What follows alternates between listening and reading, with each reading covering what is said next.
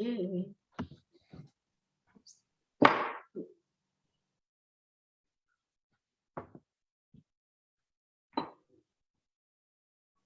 Okay. And we are live on Facebook, ladies. Woohoo. I haven't done it this way. Yes. I So, don't think I've been on a Facebook Live anyway. well, here you go. We've got Amazing you voyage. live on Facebook via Zoom.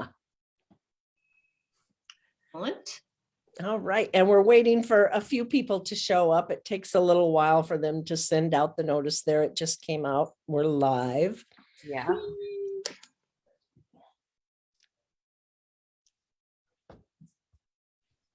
We're waiting for a few people to show up. And let me silence my phone because that'll mess us up. Jamie, I know that'll mess us up. you're a professional. What's I know. wrong with that? I know. Well, at least we got it on the right page this time. Right? Oh my God. Yes. This animal bonds. Yes. Yeah. Oh, great. Darlene's here and Chris is here. Yay. Oh, good. Good, good, good.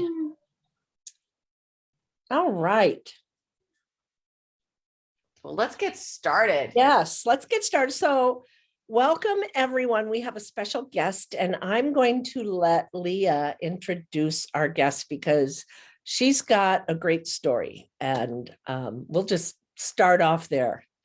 All right. Well, first of all, I've known Kelly since we started Sarah back in 2008. Kelly was probably one of our very first members because she was one of the first people that Kathleen reached out to. And we started off, oh, hey, Deb. We started off with 28 members. And out of those 28 members, I think we only ended up with 14 because some people didn't like our ethos. We were giving back to the shelters and they didn't like that. So Kelly was probably one of the very first people. That was in 2008, but she had been practicing Reiki and teaching, practicing Reiki since 2004 and teaching since 2006. And she had studied with Kathleen, and Kathleen thought she would be a great member. Well, not only has Kelly been a great member, she has been a rock for the Shelter Animal Reiki Association. She is our East Coast Director of Operations. And Kelly also is, a chairperson of our ethics committee, and she's on our board. And the reason for that is that Kelly has extensive experience in shelters. Once she learned the Let Animals Lead way back when Kathleen was very first teaching it, she was probably one of Kathleen's first students as well. My first class with Kathleen was correspondence. Okay, like so through email. So we were doing Zoom or anything. Okay, well then you were one of her first students as well. And so Kelly really ran with the whole bringing animal Reiki to shelters. And since that time, she's brought on at least 7 shelters to Sarah. She's traveled to India. She's traveled with us to Scotland. She co-taught with me at Keepers of the Wild in Arizona. She teaches classes in Vermont. She's gone to New York. I mean, she's been all over teaching. She's an amazing resource for animal Reiki in the shelter and just animal Reiki in general, because she's been doing it for so long, both on a volunteer basis and as a business. So we're so honored to have Kelly with us. Yay. Thank you. Kelly's a very good friend. Once you get to know Kelly, she's a good friend to all. She's like a Labrador. She's just a friend to all. Well, it's so good to be here. Thanks so much for asking me to join you guys tonight. Yeah, of course. Hey, Julia. My very first Facebook Live. Oh, wow. Okay. Well, here you go. We're breaking you in. Well, I'd rather have you guys do it. Get out there on my own, because I'm like, what did she just do to even get us on Zoom and live and on? Anyway. Oh, Julia says she loves Kelly. She says, I love Kelly. Everybody loves Kelly. Julia. Hi, Julia. Yes. Everybody loves Kelly. Vermont Julia. Oh. So you had a question for Kelly that we got. Yeah. There is a question that came in, and they wanted to know about the mindset of going in to these different shelters, because you've been all over. You've been in the United States, you've been in India, you've been to all different types of shelters that are maybe different economically. challenges that they face. So if you could talk about the mindset that you have developed, because I'm sure you learned some lessons by going in there. And if you could just share that with us. Sure. So I think the first thing I would say is you have to be very flexible. And also, this was something I saw in India, so much different than how we have our shelters here. And, it's a different environment as far as the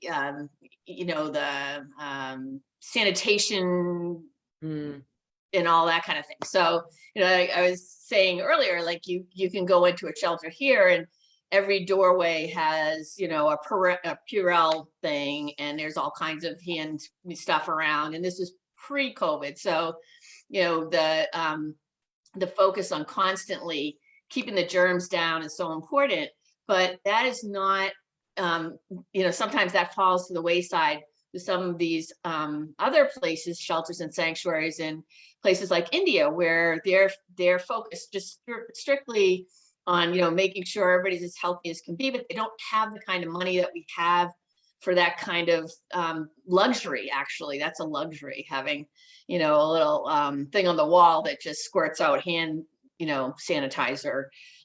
So being flexible is a huge part of going into different shelters. And also just recognizing that shelters do things differently. Not everybody falls under the same umbrella as to how they run their organization. And so respecting the shelter, how they do business, how they work with their animals. Of course, I've never been in a situation where animals were obviously mistreated or anything. I haven't seen anything like that. But, we have to be aware that, they have a reason for why they do what they do and in the way that they do it. And we're not there to judge or criticize. We're only there to support the staff and the animals in the best possible way. And if that can include, wow, they're really shorthanded and they need help washing dishes today. That can include that. One of our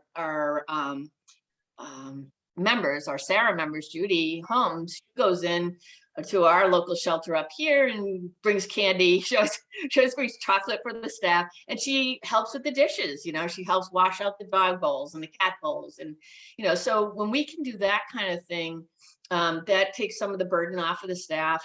It also is a way of being Reiki without sitting down and doing a session, but just bringing that Reiki heart and that Reiki mindset into everything we do with the shelter. And so, we may go in and have our ideas of what we may not like the way something's done, or we may disagree with it. But that doesn't mean that we go in and say, well, I think you should do it this way, or I've seen it done this way somewhere else. And that doesn't endear us to anybody. And that just will right away shut us down. And so we don't want that. We want to go in there and be as helpful and positive as we can, and bring that beautiful energy into that area, into that shelter, and not, criticize and not, pick apart what's going on if we don't like the way something might be. So I think that's probably the most important thing, is developing that relationship in a way that's beneficial to everybody. And through that, then, these changes can come about if, we are in this place and they begin to trust us and they begin to feel confident in what we are doing. Maybe those changes can come about on their own through our relationship developing, but we don't go in with any kind of, ideas of how things should be run. But we go in and we support. I think that's the most. I know that's really important. And I'm so glad you mentioned that, Kelly, because a lot of times we see things that maybe we wouldn't be doing it that way, but really, who are we there for? We're there for the animals. And sometimes it's hard. We might think that, the animals aren't being treated well or whatever it is. Have you ever had that happen? Have you ever had a situation where you felt like, geez, I need to say something? I haven't. No, I haven't. I can't say that I have. Not right off the bat. I can't think of anything. I have seen situations where major amounts of money have gone to continue to save an animal's life, when it obviously, to me, it was obvious that it was time to say goodbye, and that money would have been better used to help all the other animals in the shelter rather than continually giving this one animal surgery and over again. And so I have seen situations like that. That happens But a lot. for the most part, I've seen, the shelters that I've been in, everybody's working so hard to help the animals. And I've been blessed in that sense that I've been able to work with really great people. That's Nice. wonderful. We do have a question from Kathy. So she wrote, if you do not already have a relationship with the shelter as a volunteer, how do you recommend someone approach the shelter to see if they're interested in Reiki? Also, do you recommend we start as a general volunteer first and then ask if they are interested? If cold calls are okay, who would you reach out to and how would you approach the conversation? Great questions. And, those questions come up a lot with our members in Sarah.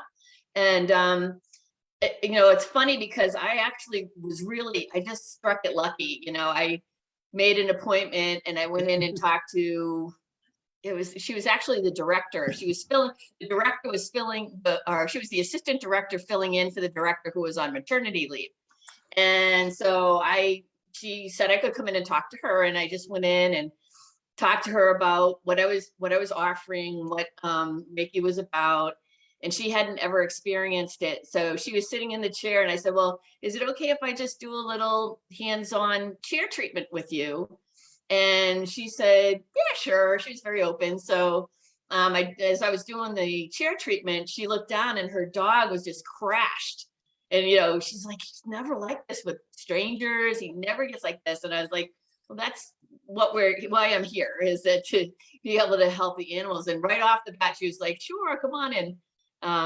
We'd like to have you come in and volunteer. And they've been just super fantastic. This is Rutland County in Vermont. And they've been really welcoming to me and just have let me have my classes there and stuff. But, it's really hard to just walk in the door and, offer Reiki services, especially, I was really lucky. I mean, it was just, that doesn't always happen, and probably more often than not, it doesn't happen.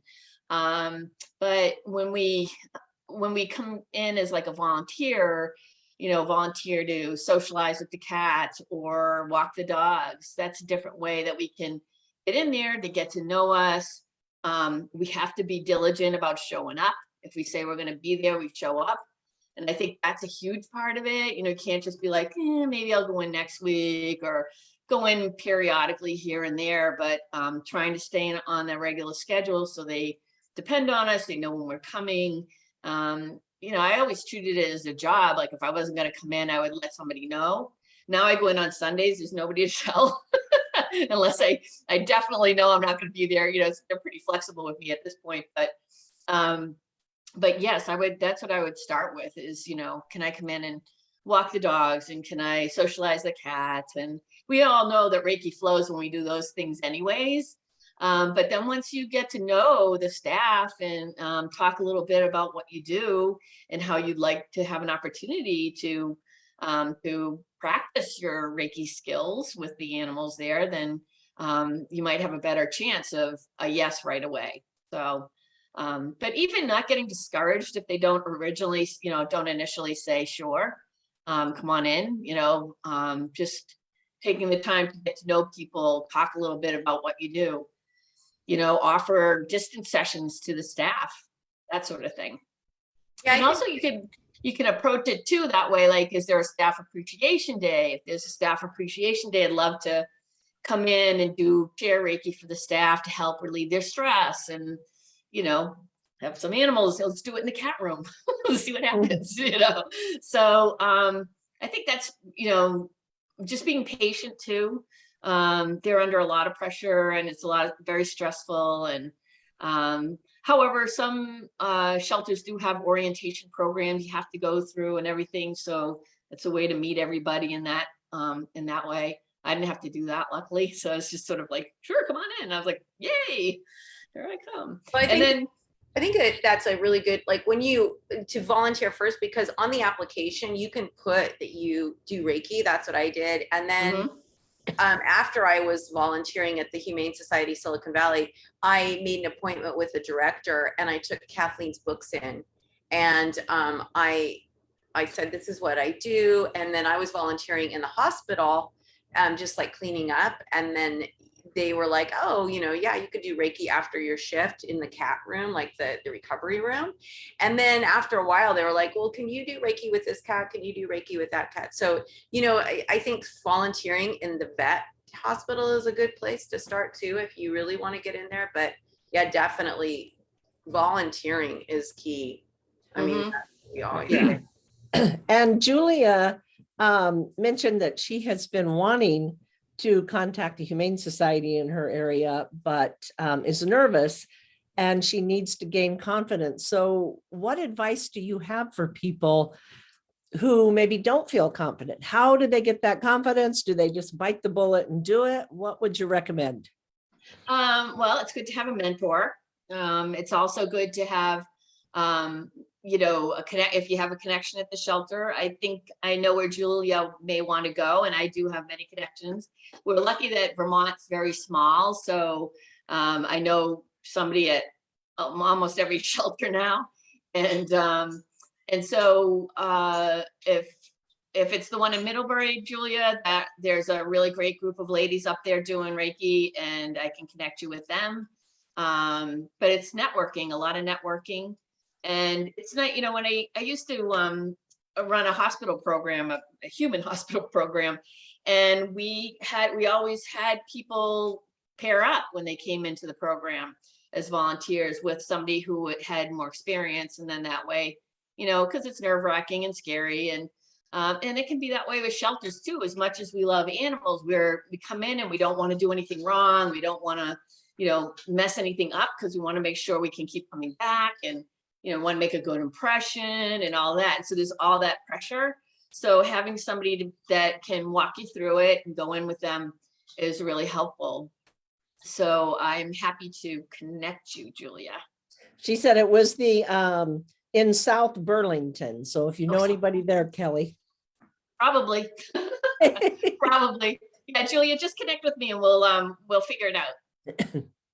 I probably do know somebody there, because they also interact quite a bit here. The shelter staff and directors and everything. And it was funny because the woman that initially asked me to come into Rutland County, gave me permission to come in. Then when the woman that came back, who was on maternity leave, she was like, who are you? What are you doing? And so it was really funny. She left and went to another shelter, and that's the shelter where we have a lot of volunteers, and she's running that shelter now, and it's very open. And I've done a few camps up there. I go up and talk to the kids when they had their summer camps with the animals and that sort of thing. So once you start to make some connections and network as much as possible, it kind of greases the way for you to get in there a little easier. That's great. And that's a wonderful thing, especially about Sarah. People are so supportive, and the whole organization is dedicated to helping you get into shelters, provide whatever you might need, as far as encouragement or making training available. So we're really very unique and very lucky that we have all these resources available to us. Oh my gosh, yeah. I mean, just the the courses we have, the intro and the stress relief, those things are top notch. And there's nothing like having an organization like Sarah where everybody is doing the same thing, and we have an ethics. We have a code of ethics. We have people all practicing the same way. We have senior teachers and we have new people. And so that it's just a beautiful organization, in that we have so much support and so many people have great experience. And so, that's, if you want to go into a shelter, to have, the weight of Sarah behind you is really fantastic. Right. Because you're going in with a whole community behind you. We've got amazing professional materials. And in fact, Kathy is my student, and I was going to connect her with you, Kelly, because she was wanted to be part of the mentorship program, and that's something that Sarah offers. And so Kelly's one of our mentors, and she's one of our senior. Kelly does everything. She's in Sarah, and she's got her foot in everything. Oh, and so Julia just recently joined Sarah, and do Julia join? Make sure you look at all the materials. Same with Kathy. You know, we have a letter of introduction to the shelter that you can access. We have a lot of ways, because we recognize that the shelters might be a little bit hesitant, and especially if someone who's done Reiki hands-on or beamed before you. I remember the San Francisco SPCA wouldn't allow us to offer Reiki because someone had been there who was an animal communicator and an animal Reiki person, and they kind of burned all the bridges. So it took us a long time, but thankfully we did get back in there after, but it took years. Yeah. Yeah. And, you know, I think too, it's, you know, the staff is so overwhelmed that if you don't have success right away, keep trying, you know, as long as you don't get a hard no.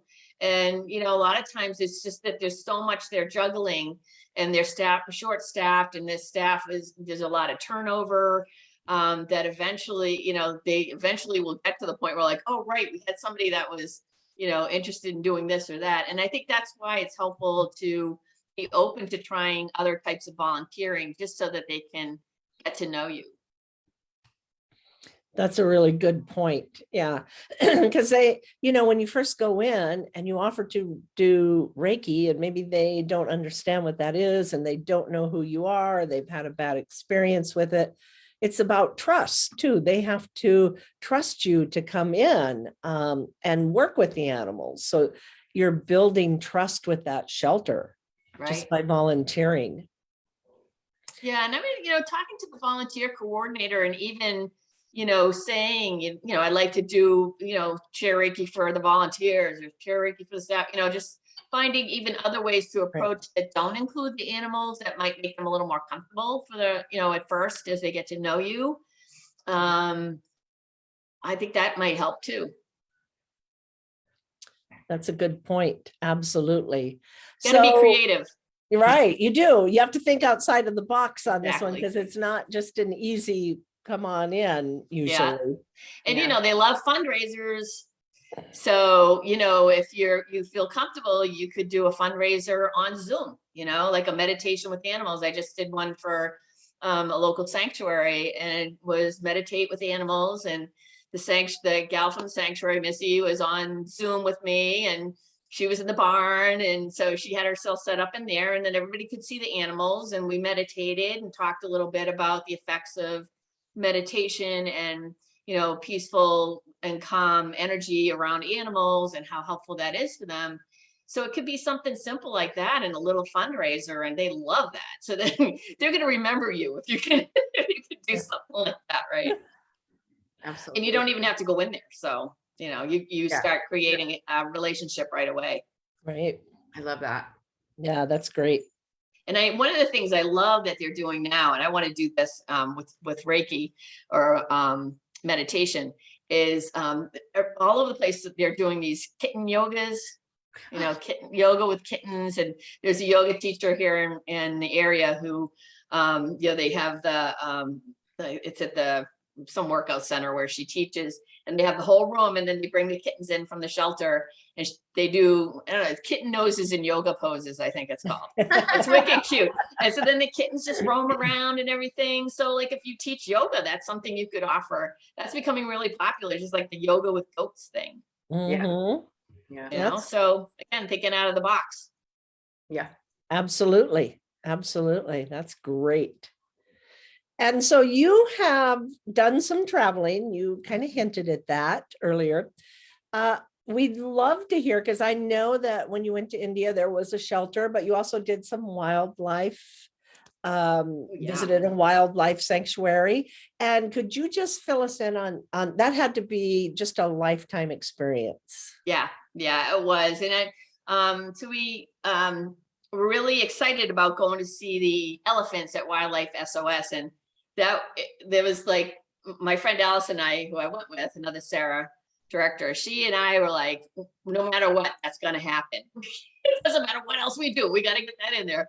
And what a lot of times people don't know about Wildlife SOS is they don't just have elephants, they have sloth bears. And the sloth bears are the dancing bears that that were used in India.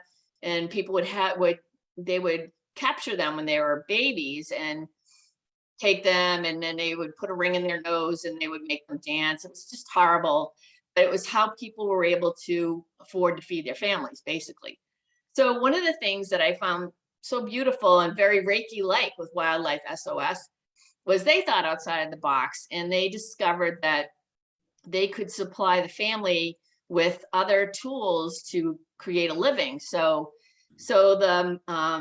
the father, for instance, would get what's called a tuk-tuk. It's like a little 2 or 3 seater kind of motorcycle, thingy. Can't think of the word. And like a wagon thing, so that's how we went everywhere when we were getting a ride somewhere.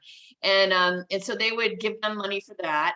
And sometimes they give like the wife maybe tools to create, sewing or whatever, like a sewing machine or things like that, or the instructions to do things, create, different crafts and all. And so when they were able to do that, then they were able to get the bear.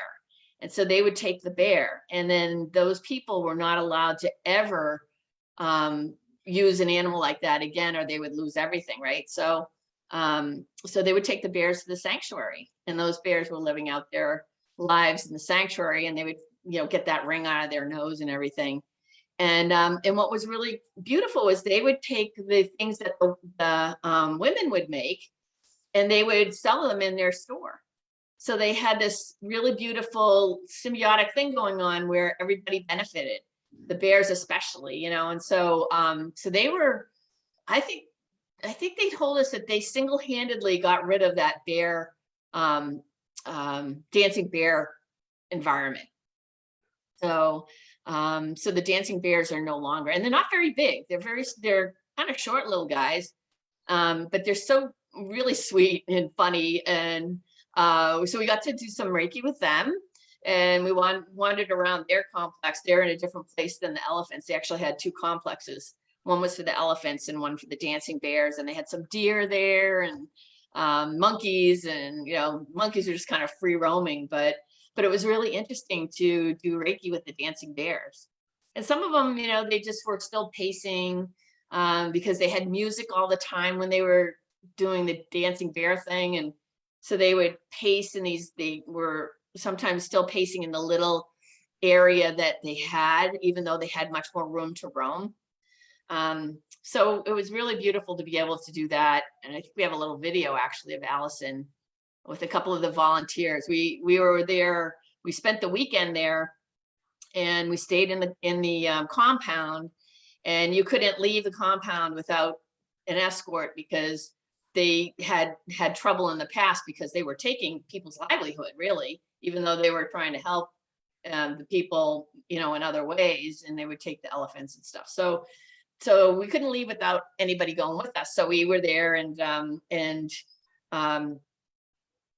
we would go back and forth to see the elephants, and it was just amazing to be in that place and spend that time walking with the elephants in the morning, feeding them their food. It was around Halloween, so we had pumpkins and everything. It was just like throwing them pumpkins, and they were just in heaven, and giving them a bath. And Allison, I think, actually took some video, but I was actually right in there with the elephants, scrubbing them down and everything. So it was so hands-on and really exciting. I just had such a great time with it. And we got, like I said, we got to take them on walks in the morning, and we were right next to them. And it was myself and Allison and a couple, and they were from Australia, and the mahout, the person that handled the elephants. And so we had Fukali and Maya that we walked with, and the mahout would give us bananas. So we just, periodically stop and give them a banana, which was really cool. And it was safe and comfortable. It was really beautiful. So we had all our Sarah gear on and our little meditate animals and all that kind of stuff. and they were curious about some of the staff members who, were like running the volunteer thing. They were curious about what we were doing and what it was all about. We had brochures and all that. So we left all that in the apartments we stayed in, and we gave some to the staff, and they were really open to it because, meditation's normal, for them, that's like part of daily life. So we were able to do, put everybody in a circle, do chair Reiki with them, the staff and the other volunteers. And we did Reiju, beautiful spiritual blessing with them. And then we talked about what we did. And so then that was the end of the first day. And the next day when we came in, instead of feeding them, they said, we don't want you to feed them today. You have to come with us. So we went with them. They were like, we want you to work with these 5 elephants. These 3 senior adult females, because we only were with females because the males are really unpredictable. So they're in a different area, but just the females. And then they said, and there are 2 teenagers, and they were trying to like explain it to us like in Western way, just like when you're a teenager and you drive your parents crazy, like that's what they're doing to the senior girls. And they were just walking on the edge of the pool and like a narrow, and the girls would get very anxious about it. And so we brought our chairs and we just set up in front of the fence and started doing our breathing and our meditation and observing these beautiful elephants. And the 3 seniors are standing over the 2 small ones who were just kind of laying around, and they were very curious. And then the oldest one, Susie, came walking towards us. And well, first one of the teenagers started heading over. She kind of cut her off and then walked towards us. And then she just took her trunk and was swinging it in front of the fence, like feeling the energy. It was really, really intense and incredible. And then she kind of, kind of swaying a little bit. And then she seemed like, okay, that's good. And she walked away, and she just let the other one come by. And I think it was coconut, or there was peanut and coconut. Those are the 2. So one of them came over and was just kind of like, okay, no, that's it. Just a little curious. And then going off to this other area. But the other 2 were standing over the other teenager, and that teenager was very curious. They were kind of protective. And then all of a sudden they stepped apart, and the other teenager stood up, and they just they didn't come any closer, but oh man, what an experience that was. It was incredible. Loved it. Can't wait to go back. I don't blame you. It sounds so incredible. Oh, I love elephants. To be that close to the elephants, to see them respond, to make a difference in their lives, so many of us don't ever get that chance to just stand by them, hold space for them, and make a difference. So, and it's so interesting because these elephants have gone through so much. And Susie, I'm not sure if it was Susie or not, but one of the senior females still had a bell on. She didn't want to, she had it her whole life, and it was part of her act, and they couldn't get her off of her. She wouldn't allow it. And just like the sloth bear who kept going back and forth in the same pattern, these things get ingrained in them after all this time of being trapped and not in their natural environment. But Wildlife SOS, they had just bought some more land, and they had a beautiful, huge amount of land to roam on. And it was really, they got their morning walk, and they had to be careful because of their I don't know, call them elephant feet or what the feet. They've had so much damage from being on their feet so much. And so, so you have to be, they move kind of slowly, but they have to move. And, some of them aren't so lucky, but, they do really good work there. I was really happy to be there. And, they obviously love the animals there. So it was really nice to be around that. So nice. Yeah. But it was so beautiful to see how easily the staff adapted to what we were doing and was open to it, and just like, we don't want you working, we want you sitting with the animals. So like, if we had another week there, I think we would have really made some progress, but we only had a couple of days. So Isn't that amazing that they're so open to it? Like here in the United States, there's so much distrust, and you would think in a situation like that there would be a lot of distrust. You're Westerners, you're coming in, and yet, I think a lot of that is due to the fact of when you're in that Reiki space, you're so humble, right? You and Allison have been doing this for years, and so your energy is just very warm and welcoming, and they could really feel not only, kind of what the animals were feeling. So not only, did they see you're very nice ladies, but they could feel that you were very true to what you were doing. And then the animals were showing how they were responding to you. I just love that so much. It was an experience of a lifetime for sure. Yeah, Oh, for sure. I'm sure something like that probably even made you a better animal Reiki practitioner and teacher. Yeah, I think you're right. The time I spent at Tolfa too, and at Animal Aid. There was one time when we were at we went there a couple of days, and when we were there one day, they asked us to sit with one of the cows who was actively dying. And so I just sat and did meditation, and it was beautiful to watch because this cow was laying on the ground, but there was another cow witnessing the whole thing. And it was just so moving, like I just was there holding space. The other cow, the friend, was the one that was really in that healing mode, or that support, but the witnessing was really powerful. Well, we also got to feed baby calves, a calf with a bottle, which was really I've never done that, but you're wearing it, buddy. Oh, they're so cute. To be like, water goes everywhere, or the milk goes everywhere. I was covered in it. It was fun. But they, so there were really moving things, and then there were really funny things, and it was life, right? It was like every part of life, but nothing was really like here, everything is sort of buffered, but it was just right in your face. This is what's happening. These animals are dying here right now, and these animals are running around in the courtyard. So, there's all variety. Yeah. So we do have another question. They were just wondering how long you were over there and gone throughout all this, because it sounds like you visited several sanctuaries. Yeah, it was pretty much a whirlwind. I think we were there for a little over 2 weeks, and it's a long way there. So, one day was spent just traveling, but I think we were there for 2 weeks. We were 5 days or 6 days at Tolfa, and then it was another day travel almost to go to Animal Aid, and we were there for a couple of days. And then we came back for a couple of days at Tolfa, and then we did the rest at Wildlife SOS. And we were so close to the Taj Mahal, and we were like, oh, we're just gonna go to the Taj Mahal. We're so close, but we couldn't get there. Like, it was closed. The one day we had, it was like, it's not open on subject.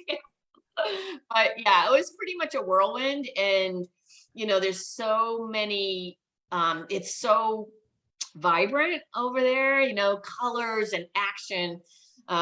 We walked a lot, the traffic and the animals, cows in the road. I mean, there's so much to see and take in that at first it can be a little overwhelming.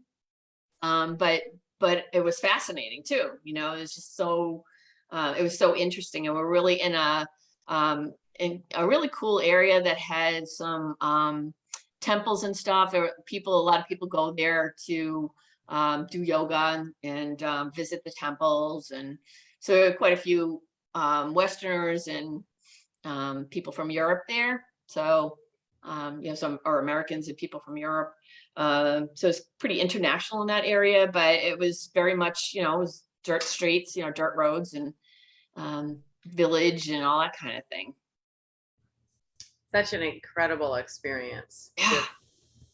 Such a wonderful experience. And hopefully you can go back. I know that I've been talking to Allison, hopefully go to Egypt because there's a rescue in Egypt. So, there's lots of opportunities too in Sarah for these kind of things, because Sarah did a fundraiser to help offset it, couldn't pay for all of the trip, but to offset that. And, you know, if we have interest, we want to support that. And that was a really great thing that you and Allison did. And we're so lucky. Allison lives in Scotland, and she's our East Coast director. And she's made a couple of these really great relationships with the shelters in India and the yeah, she knew her way around really well because she'd been there a couple of times, and she knew the people that were, you know, she's friendly with people who run TOFA.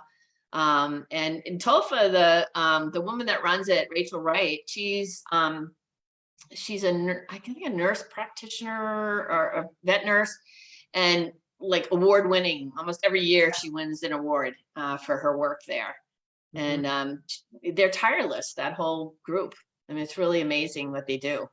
And, you know, they're constantly having to deal with not only just so many animals that need attention, they have a hospital there as well, but then they have the typhoons that come in, or the monsoons, and they come in and they, you know, it floods everything, and they have to move the dogs to higher ground. And it's like, they're just constantly, you know, seems like they're constantly trying to keep up. Yeah. So it's a lot of what, you know, what they do is amazing. Completely. Yeah. Well, I know we only have 15 minutes left, so I would love to kind of bring it back to the United States and talk a little bit about, you know, when you go to the shelter, Kelly, you know, and you're going to go sit. I know that sometimes it can be really uncomfortable, right? You're sitting there meditating. Do you have any tips for that, for like when people go to the shelter? Like, let's say Kathy gets into her shelter, and same with Julia, and now they're in there, yay. Oh, what do they do? Oh, let's see. So I think when I was first starting out, it was easier for me to ask if there was an animal in particular that they wanted me to work with. Sometimes the animals, like, we didn't really have, well, there's one room up front where sometimes I could take a dog or something, or there might be an area where a cat could go. But sometimes I would just go in and sit in the cat room. I still do that, actually, and sit in the cat room and just do my meditation and allow the cats to come and go. If I'm going into the kennel, I try to sit in an area where the dogs aren't, you know, I'm not right in front of the dogs. Usually there's like one empty kennel, or I might be down the end of the row, and just start doing my meditation there. And listening to everybody start to quiet down. Actually, last week, Judy was on one side, I was on the other, because I work with the dogs who are new, who are in intake and haven't been checked out yet. And she was on the other side with the adoptable dogs. So we were kind of like just spread it all in between the two dogs. And it was funny. One time I was in there, and I was just sitting there doing my meditation, and I heard two staff members around the corner going, I don't know what she does, but it gets really quiet when she comes in here. What she's doing there, but yeah. So being really open to whatever they suggest. I mean, usually they don't want you going in with the animals that aren't ready to be adopted, mainly because they need to be checked out, and you know, you can't handle, like, when I go into the intake room for the cats, I never touch any of them because they haven't been checked out. But I just sit there in the room and do, you know, they're all in little wall kennels. And usually animals in ISO. So there are off limits areas most likely that you'll run into, but usually, you know, just finding out which ones maybe have been there a while, or who's having, you know, some shyness or behavioral issues, or who just got introduced into the cat room and isn't doing well. So finding out what animals really could use your attention. And then I always also, no matter how many times they say no, I continue to offer to the staff when I see them. Hey, do you want to sit down for 5 minutes and just get some right? Oh, I don't have time. They always say that, but at least I'm making the offer, and someday I hope they pick me up. There were a couple of people in the past who have picked up that offer from me. So yeah, sometimes they have headaches, or they don't feel well, and it's a great time to go, you know, if you just want to sit down, I could just offer you a little Reiki. And then it's a good time to explain what I'm doing with you with hands, we wouldn't do with an animal, but the energy is the same. how Right. you're feeling is the same. Yeah, and I love that. I know that you had some tips too, Kelly, about like maybe using earplugs or two. Like if do you want to share a little bit about that? Because I know you have a lot of tips on. Yeah, it can get really loud in the kennels, and so it's good to have some earplugs, or I just put my phone on really quiet music that's really soft and gentle and meditative. And there some shelters I've been in actually have headphones that they give to their staff or people when they're in the dog kennels, because it does get so loud. So you have to be careful for yourself, your own comfort level. I cut up an old yoga mat, and like if I go in by myself or if I bring a couple of students, we all have a piece so that we can sit, because the floors are concrete and I'm getting old. So sitting on that floor, that concrete is rough on my hips. So I have that. It's just a little bit more comfort, but we need to, recognize our own comfort level as well. But also just being open to how the animals are responding, and making sure that we're not in a way, and sitting in a way that's confrontational, or might give them some stress. Keeping an eye, like if there might be 6 dogs in that kennel, one, side by side, and it looks like one dog is not settling down, I'm going to move away from that dog. So I'm not going to be right in their space. And moving sideways, sitting sideways, or even turning around completely is another way that we cannot cause more stress for them.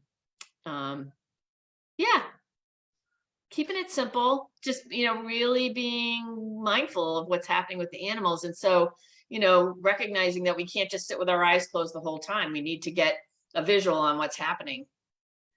And where do you suggest they do gaze? Because I know that like we don't want to sit and stare at the animal, or Right.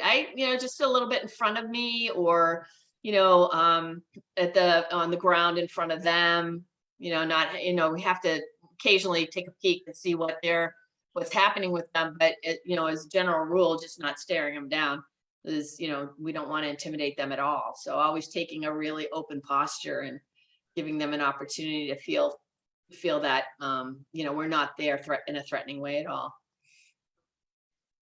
yeah, Julia was saying it's very hard to focus without earplugs. Yeah, and it is, or you could just do a mantra to yourself too, is what I would used to do. Yep. Yeah, Well, I can remember. Oh, I can Go ahead, remember at Jane. a shelter I was teaching, and it was really loud. And the staff, they were able to sit and meditate, and practice what they were learning. And they said, oh, they didn't even notice it because they were Right. so used to it. They don't hear But it for anymore. me, it was like, I don't know how you guys are able to do this, because this. So I definitely needed some silencing. Yeah. Well, one of the things that I tell them too, my students, is that, it may be really difficult, because I teach also at farms and sanctuaries outside, and there are tractors and there's farm equipment. And so it's a really good barometer for how your practice is going, especially for more advanced students. Like, is that distracting me? Is that making me frustrated and irritated? Or am I just noticing and letting it go? And so it'll really let us know where our practice is. If it's not perfect, that's okay, because that's part of the process, right? We're never going to get it perfectly every time. You guys teach meditation, I mean, you got the great days, and then you've got the days it's like, oh my God, I hate this. Right? This is the worst. But it happens to all of us, right? So, really being in that space of, oh, okay, well, I'm really noticing this right now. And that's okay.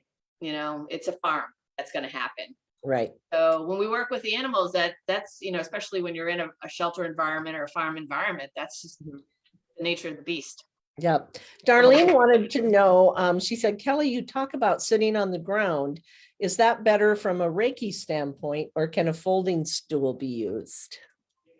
Yeah, a folding stool can be used. I mean, you have to be comfortable too, because if you're not comfortable, you're gonna be distracted, right? So, if you're sitting on the ground and your hips start to bother you and your back hurts, then you're going to be thinking about that. When I go in the cat room, I use there's a little step there that they have for the kennels, and I just sit on that. But you have to be comfortable. And, I do like to be closer to the ground anyways myself, but that's me personally. Not everybody can do that. Some people just can't be on the ground, and that's fine too. So, recognizing that you have a posture that's not threatening is the most important thing if you're not going to be down at eye level with the animals. So like, for instance, bunnies, you wouldn't want to be towering over, Yeah. Good point. Yeah, because your prey, they're right. your prey animals. And so Yeah, we had a bunch of bunnies at the shelter this weekend, and they're all on the ground, and then they have the cage around them. And so, you kind of have to get down low for them, or sit, and farther away, and, just offer from there. So not being up close and standing over them. bunnies are actually really good to practice with because you really learn how you can't make sudden movements. You have to be very calm and very calculated in your, when you get up, when you leave, those kind of things. Yeah, bunnies are actually, and I love it when bunnies do the death flop. They'll be sitting straight up, and then all of a sudden in Reiki, they just go flop. And they're just on their side. I love that so much. Alpacas are like that too. Like they are? Oh my gosh, you cannot move quickly with them. Any movement, it's got to be really slow, or you spook them. Yeah, they're great for teaching. They're excellent teachers themselves. The only experience I've had with an alpaca is when we were at Keepers of the Wild, and there was that one that was kind of behind a fence. He was on a slope. He was so interested. His partner was hiding in the enclosure, but he came out and he was very interested. Yeah, they're really sweet animals. I love them.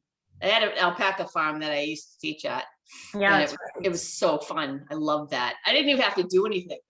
I could teach like the worst possible class, and everybody'd be like, "It was the greatest class ever." Oh, that's alpacas are so fun.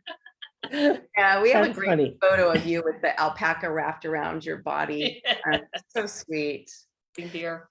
And one of the great things about our practice, the way we practice, is it's so in alignment with the fear-free movement. And many of the shelters have adapted that. And if you volunteer there, you could take the class for free because you're a shelter volunteer. And it talks about that, how to approach animals so they're not fearful. And it's just so in alignment with what we teach. That's a great, I'm glad you brought that up, because for Kathy and Julia, if the shelters you're looking at are fear-free, or they have fear-free practices, they may not be fear-free certified, but they have fear-free practices, and you can ask that if they practice like fear-free and letting the animals have choice, then that might be a really good place for you to reach out to, because what you're doing with the Let Animals Lead is very much in alignment with that. Yeah, absolutely. Yeah, and it's just that whole the training was fantastic, and to just hear over and over again how we move around the animals, and how all of that makes a difference. We're just running by an animal or a row of kennels, and yakking and laughing and joking and scaring the heck out of the dogs at the same time, but just being mindful of our presence with the animals. And that's another opportunity to bring Reiki into it, right? That's, I have to be more mindful. And so now we're in that Reiki space automatically, no matter what we're doing. Absolutely. Julia says you have a fan, Kelly, because her kitty Sheldon, who joins you during your Reiki shares, is watching you right now. So hi, Sheldon. She thinks that he recognizes your voice because he's very much your fan. Oh my God, you have a groupie. Yes, a groupie, a kitty groupie. I love it. Oh my God, that's fantastic. That is good. I love it.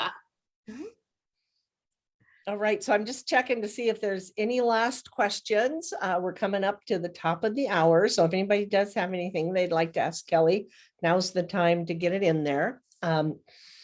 It's been so great having you, Kelly, yes.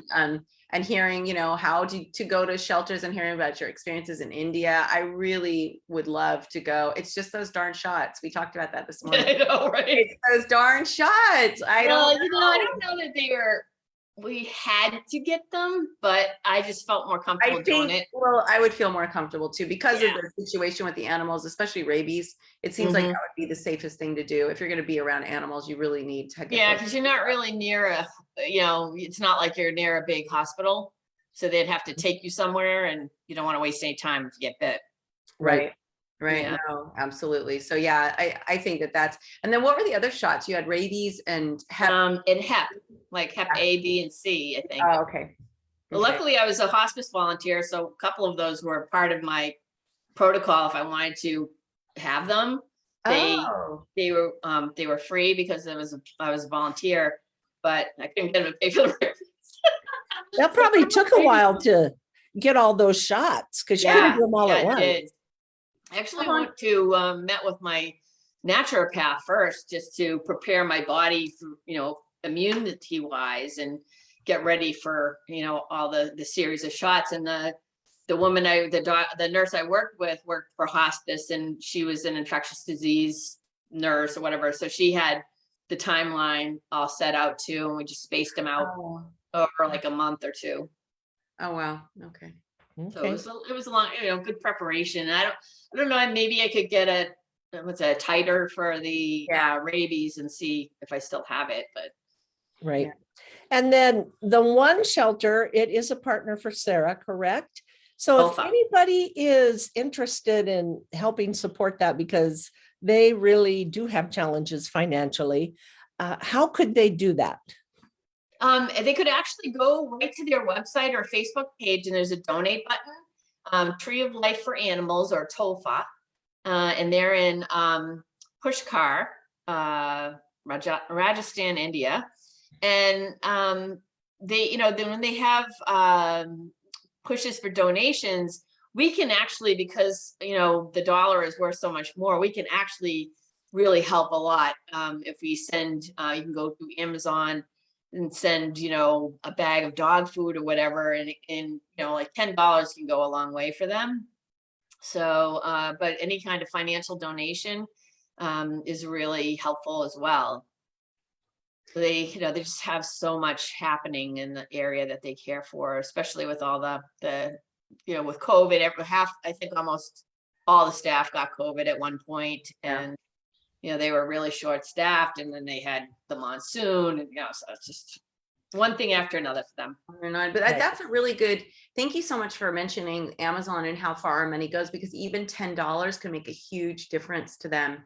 And so I encourage everyone listening to please just jump on their website. That's Tree of Life for Animals, TOLFA, and go on there and sign up for the Amazon, or just make the cash donation, because $10 can do a lot for them.